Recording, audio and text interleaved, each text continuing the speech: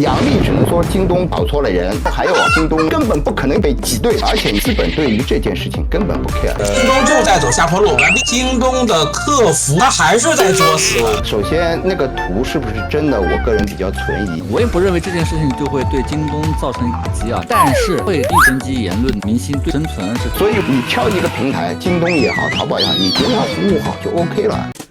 Ladies and gentlemen, welcome the host.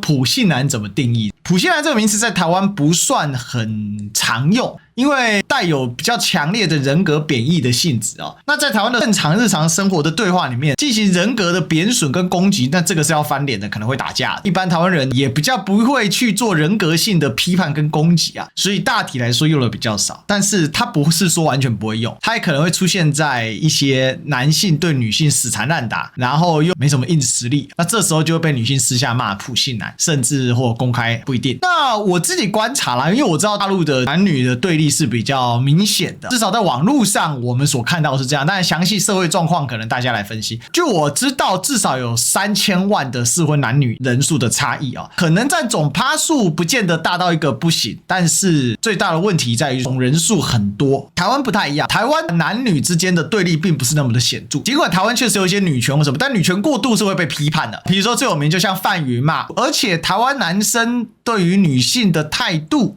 也没有这么的硬吧，好像大家也觉得当个女友的小舔狗好像也不是什么很错的用法。不过台湾男女 AA 制现在慢慢被接受了啦，但是如果要当个浪漫的人呢，口袋是要存多一点，所以 AA 制呢就不浪漫了。至少我大学之后我是没 AA 制，除非我的对象跟我说他今天要请我吃饭，那我就接受。说实在的哦，如果你会为了吃饭而烦恼的时候，也不要硬跟啦，该 AA 就 AA 啦啊！如果你不会为了吃饭而烦恼的时候，那你就买个单也不会怎么样，因为说实在，男生消费其实蛮少。杨笠曾经在某节目上解释，普通却自信是删减版，完整版应该是非常普通却过分自信，甚至骄傲且歧视女性。但是他演出效果考虑，或者是说为了博味进行了删减，现在看来效果是达到了，但后劲绵绵不绝。杨笠本人很多事物都在为此买单，当然了，后来杨笠觉得解释也没效果，于是放飞自我了，只是节目组会自我克制。卢比对于普信男这个词本身说，其实并不反感，反感的是凭什么来定义？比如说天哥说的，请不要定义别人，这个倒是。首先，京东的女性员工的比例上升跟 DEI 没有关系，这个是工会和妇联给他的工作任务。北京市妇联接待香港各界妇女联合协进会代表团，他们去参观的地方里面就有京东。杨笠这个事情只能说京东他有错误吧，有，他搞错了人，但也就仅此而已，跟什么宣传女权的 DEI 一点关系都没有啊。还有京东被挤兑没有钱啊什么的，这个就是对中国的金融体制完全不了解的人才能说得出的话。我不知道台湾是怎么样，大陆是这样的啊，基金也好，理财产品也好，它的钱不是放在京东的账户里面的，也不是放在基金账户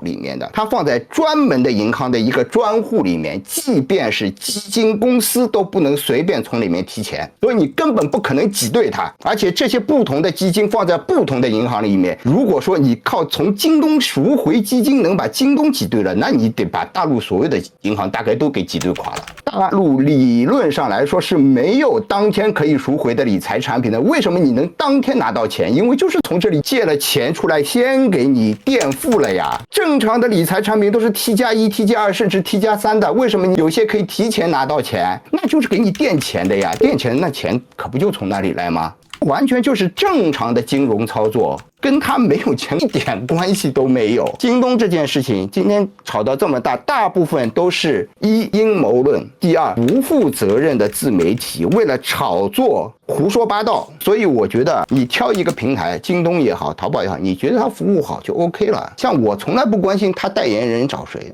我关心的是你能不能给我多发点券。而且你看股价不跌，说明资本对于这件事情根本不 care。那黑哥始终有一个问题没有解决，就是京东的客客服到底在干什么？他还是在作死，京东就在走下坡路。首先，那个图是不是真的？我个人比较存疑。当然，我也没有用京东的 APP 去找过客服，从来不做这个事情，我嫌麻烦。Plus 用户有自己专门的服务热线，我都是打电话的。可能我比较老派，我觉得打电话更方便，特别是你要找一个真人来沟通。我也不认为这件事情就会对京东造成一个很严重的打击啊，但是它会给很多今后的品牌也好，资本也好，在于这方面对于一些明显的说打拳呀，或者说一些比较偏激言论的明星，对于他们的生存是造成抑制他们生长的环境的，我觉得挺好的。我觉得他贴的那张图就是一个很基本的一个治安问题了，因为我以前去参观阿里巴巴的办公室的时候，他们的客服员工进去的时候都是要先把手机守在柜子里面去的，所以理论上像他们那么大的企业集团或者客服的，尤其客服人员用的电脑，它所有这些软体应该都是锁住的，你不可能说另外再自己安装什么其他通讯软体上去，有可能的情况就是拿着手机拍荧幕然后出来的。如果说那个东西是一个真的，那个要看他们在治安的管制上面到底做到什么样子的程度。我觉得就是网上特别是自媒体讲的东西啊，听听就好。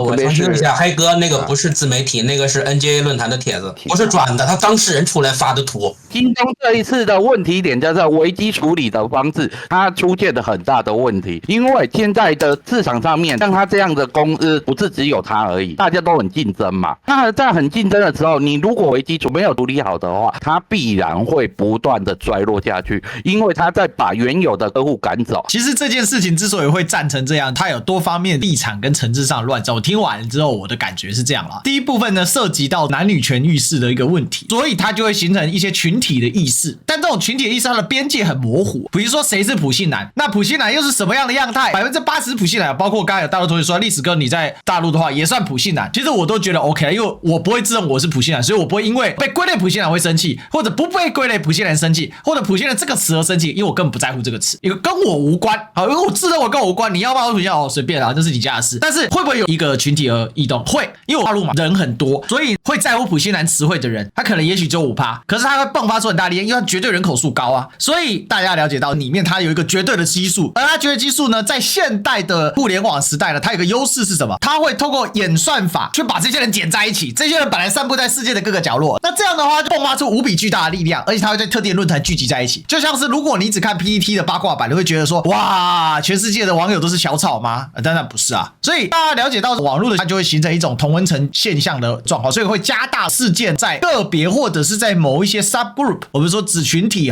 次世代里面，它去形成一个比较强烈的共鸣感，而且会形成一些激烈的一些行为。第二个层次就是有京东的忠实消费者跟过去有习惯使用离开的，那这种群体男性蛮多的，女性对于平台它没有这么高的忠诚度。女性其实因为她买的东西多而且琐碎，所以对于价格上是比较敏感，它就有一个差异，这也是另外一个对立立场。再来，管理层的公关处理危机到底好还是不好呢？确实不是很优，所以才闹出风波。最后呢，就是说杨丽这个人呢，把仇恨值又带进来，因为他本身就属于言行比较特殊，或者讲难听一点就是比较乖张类型嘛。他以点刺普信男的崛起嘛，你说杨丽对或错了，也不能说他对或错，他总是还有他的市场、他的群体。但当他跨入到一个跟他个人属性截然不同的平台的时候，就会再产生冲突嘛。大家也知道，京东的男性消费者比较多，而杨丽喜欢看他的女权主义者比较多，那这两个不是刚好对撞吗？所以其实这是一个京东在行销策略上，他也许想要跨一些新的族群或平台，但他没有做好事前的转弯跟铺陈的时候，就形成了今天这个状况，有一点两面不讨好。但是必须说，京东毕竟大到难以倒掉，所以一定程度上也许对京东短期内或者在部分群体内有所损伤，但整体来讲可能损伤没有这么的大。